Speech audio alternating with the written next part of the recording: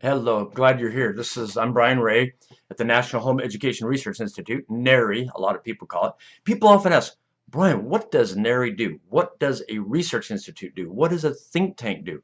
Why should anybody in the homeschool community care about it? And further, why should we ever want to support it?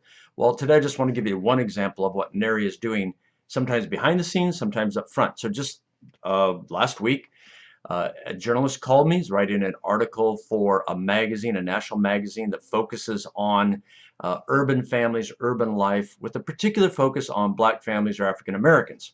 Now, I won't go into the whole interview, but she was relatively friendly toward home education.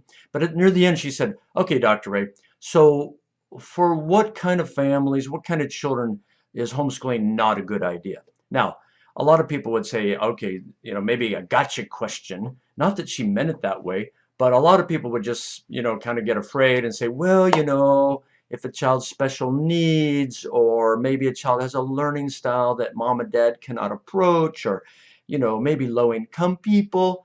But I didn't fall for that. I looked at it this way and I turned the question. I said, hey, I'm going to ask you a question. Let's say you go to a public school, strong public school advocate professor at a tax-funded state university, and you ask, hey, for what kind of kids are public schools not good?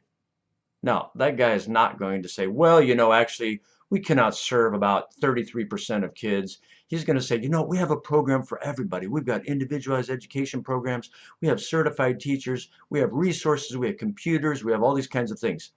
So what I did say to her was that kind of thing. And then I said, let's look at it this way. Maybe for what kind of parents is homeschooling not good for? If a parent's lazy, if a parent's addicted to something and doesn't want to get unaddicted to something, can't pay attention to the children, might not be good. But when you look at children themselves, is a small class size good for children? Yes. Is a lot of one-on-one interaction with an adult good? Yes. Is a lot of turn of conversation good for language development? Yes. Is customization and individualization good for all children? Yes. So the question isn't, well, for what kind of children is homeschooling a bad idea? The question is, how many parents are willing to put the kind of energy and effort into homeschooling that on average makes it an excellent option for all children? So that's just one example of what I get to do with journalists that influences them. It influences how the public perceives home-based education.